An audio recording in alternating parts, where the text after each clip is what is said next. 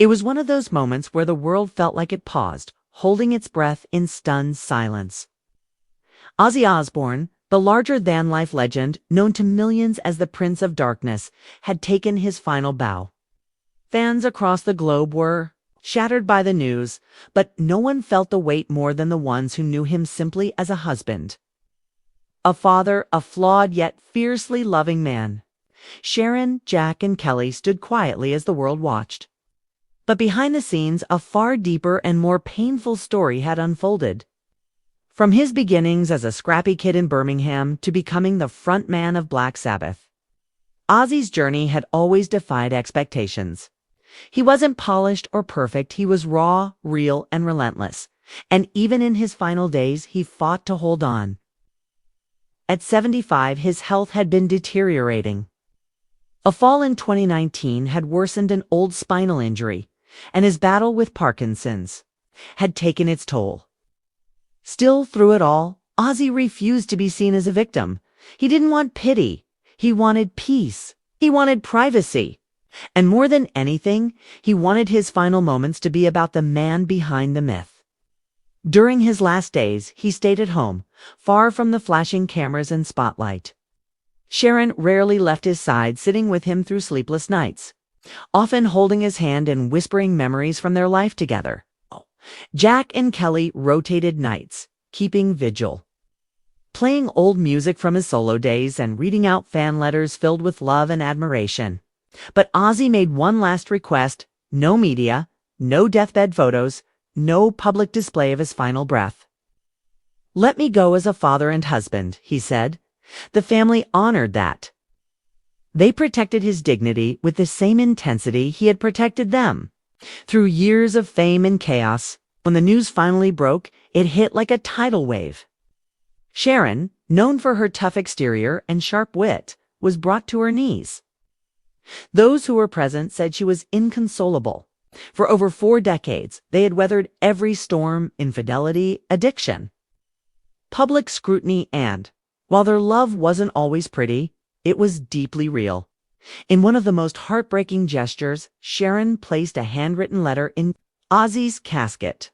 It read, "You are my wild storm and my home all at once. Thank you for every scream, every laugh, every tear. I'll love you even louder on the other side." That letter quickly made its way online and became a viral tribute, reminding the world that beneath the fame and madness was a story of love that endured everything. Perhaps the most touching tribute was Sharon's decision to wear her original wedding dress to Ozzy's memorial. It no longer fit the way it once had, but that didn't matter.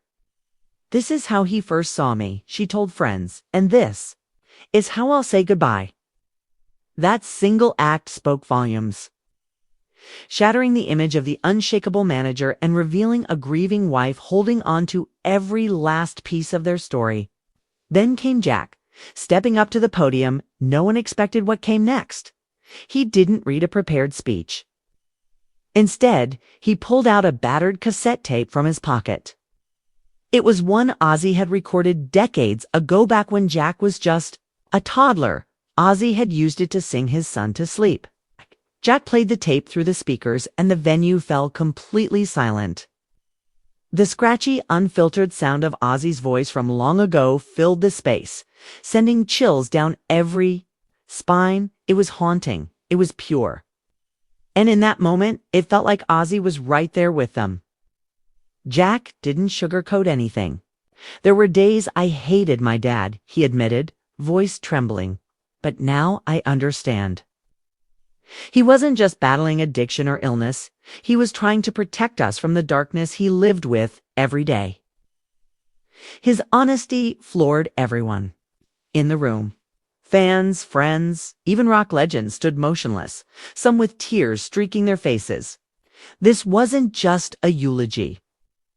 It was a son forgiving his father, honoring him not as a legend, but as a human being. And then Kelly walked forward. No glitz, no makeup, just raw grief etched into her face.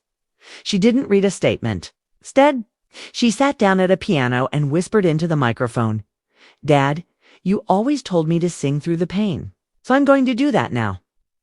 She performed a song she had written herself, Shadow of the Prince of Darkness. The lyrics were piercing about a father who was both thunder and lullaby, chaos and calm. When she broke down mid-song, sobbing, whispering, "I just wanted more time," the room was still. Someone softly encouraged her to keep going, and she did, finishing the song with a voice cracked by loss but fueled by love. That performance, captured and shared online, quickly became one of the most powerful tributes the music world had seen in years. But behind the scenes, something even more intimate was happening.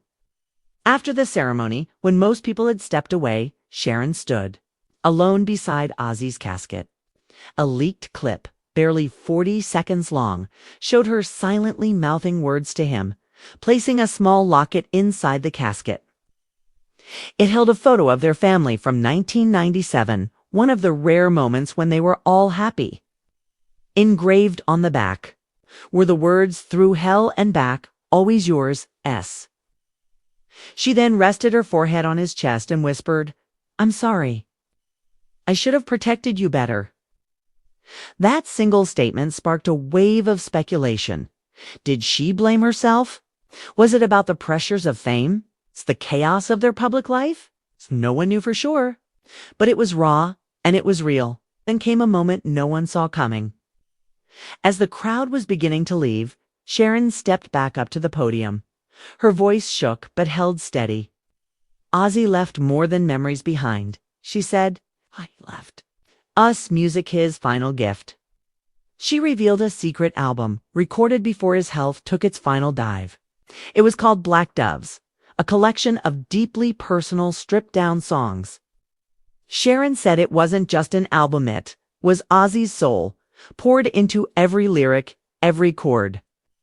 The proceeds would go to a new foundation in his honor to support mental health for struggling artists.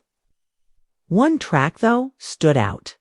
Titled Mirror, it was rumored to be the most confessional song he ever recorded. In it, he sang about hiding truth for the sake of fame, about drinking to forget, and about a mysterious figure he never let in.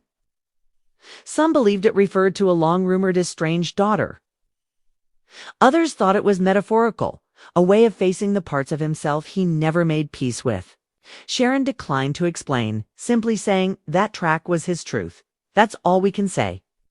2 weeks before he passed, Ozzy filmed a quiet message in his studio, surrounded by candles and family photos.